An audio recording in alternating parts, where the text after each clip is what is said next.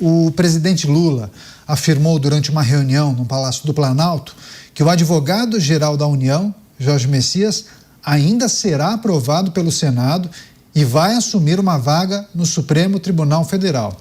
Essa declaração foi feita em um encontro reservado com representantes da Confederação Nacional dos Municípios e presidentes de associações estaduais de municípios. O advogado-geral da União, você sabe, teve a indicação rejeitada por 42 votos a 34. Foi a primeira derrota de um indicado ao Supremo Tribunal Federal em 132 anos. Integrantes do governo atribuem o resultado ao presidente do Senado, Davi Alcolumbre, que, segundo vários aliados, teria feito uma articulação, teria atuado pessoalmente contra a aprovação do AGU de Jorge Messias para essa vaga no Supremo Tribunal Federal. Agora eu estou recebendo a rede Jovem Pan, todos com a gente conectados aqui em Os Pingos nos Is. Deixa eu passar a palavra para o Cristiano Beraldo analisar essa insistência de Lula, quase uma ideia fixa, né? Parece que não assumiu a derrota, o baque da rejeição do Senado Federal em uma reunião com vários representantes da Confederação Nacional dos Municípios. Ele insiste que Messias ainda será ministro do Supremo Tribunal Federal, que o Senado ainda vai aprovar essa indicação, uma indicação que seria feita por ele. Me parece que, se isso vier a acontecer, não seria esse ano, né? Eu li essa notícia, eu dei uma gargalhada. E aí eu me dei conta de que eu estou falando do Brasil. Eu estou falando de um país em que Lula é presidente pela terceira vez. Um país que teve Dilma Rousseff presidente por 2 vezes. Um país que, neste grande projeto de poder que foi executado pelo Partido dos Trabalhadores nas últimas 2 décadas, nós tivemos aumento da criminalidade, piora da educação, piora da infraestrutura, um país completamente despreparado para enfrentar os grandes e verdadeiros desafios do mundo, ao mesmo tempo que estamos formando uma nação cada vez maior de pessoas completamente dependentes de um dinheiro, de uma esmola do Estado brasileiro. Nesse país, tudo pode acontecer. Eu olhei ao espelho e ri da minha cara, porque quem sou eu para afirmar que Jorge Messias não será presidente, ou presidente não, eventualmente até presidente, mas será indicado de novo e aprovado como ministro do Supremo Tribunal Federal. Não há nada no Brasil hoje que nos garanta um desfecho diferente desse. Porque se não houver uma verdadeira mobilização em torno daquilo que é verdadeiramente importante para o Brasil, nós continuaremos nessa dinâmica.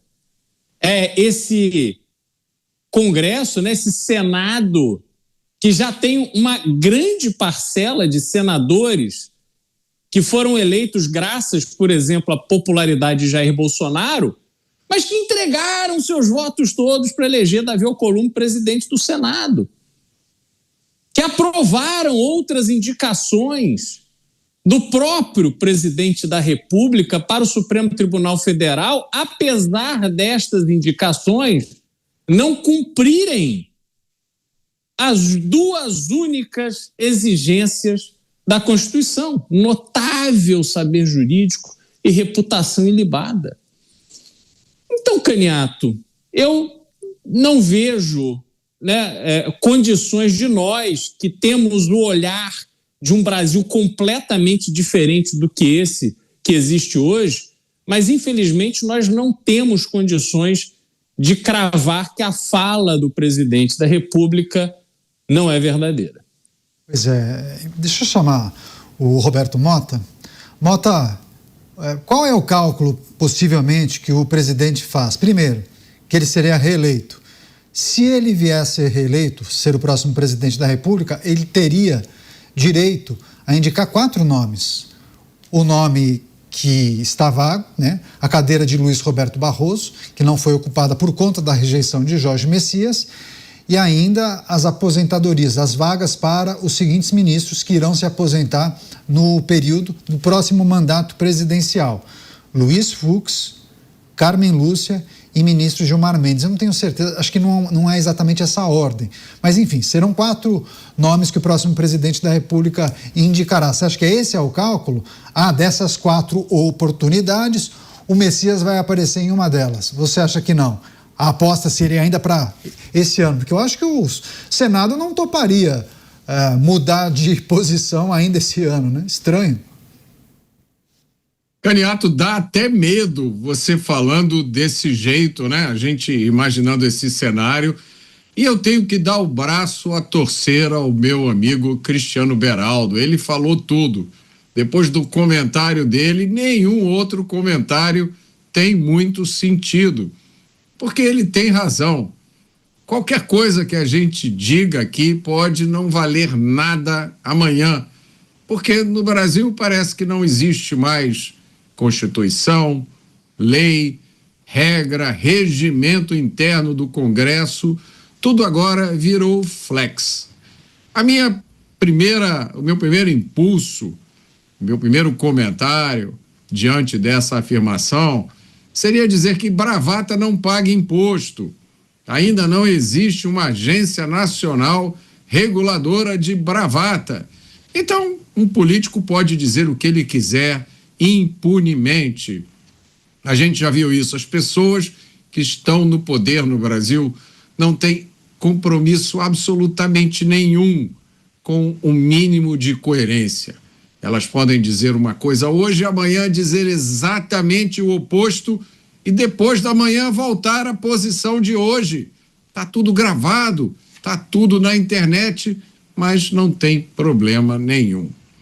Eu acho que talvez essa estratégia do governo seja uma estratégia para não perder, né, para reduzir um pouco o prejuízo que ele teve com a primeira rejeição feita pelo Senado desde 1894. Isso não é pouca coisa.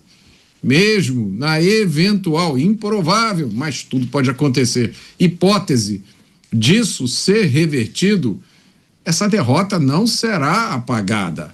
Essa derrota foi colocada no peito do governo como uma espécie de medalha, para que ele não esqueça. Apesar de tudo, o Brasil ainda tem um Congresso.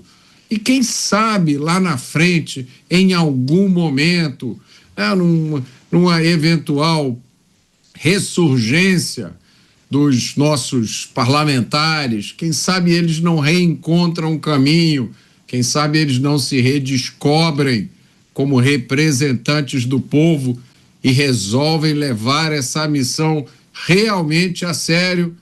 Aí a gente pode ter a esperança de que as coisas no Brasil sejam um pouco diferentes. Pois é, só um registro jornalístico, eu mencionei os próximos integrantes do Supremo que irão se aposentar, e aí só quero destacar a ordem. A minha ordem estava correta. Então, além da vaga de Luiz Roberto Barroso, temos Luiz Fux, 2028, se aposenta em 2028, Carmen Lúcia em 2029 e Gilmar Mendes em 2030.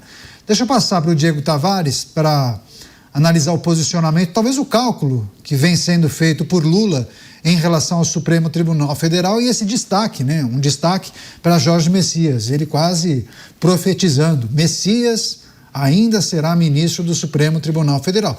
Tem que combinar com ele, né? Olha, Caniato, eu encaro essa declaração de Lula como uma questão quase que pessoal. Goste ou não goste do presidente da República, ele tem uma biografia política que eu acho que é a prioridade dele nesse momento. E inserida nessa biografia, que conta já com 3 mandatos como presidente da República, alguns índices de aprovação entre os presidentes que eu acho que supera talvez o restante dos presidentes desde a redemocratização, Lula sempre foi reconhecido nesse contexto como um grande articulador político.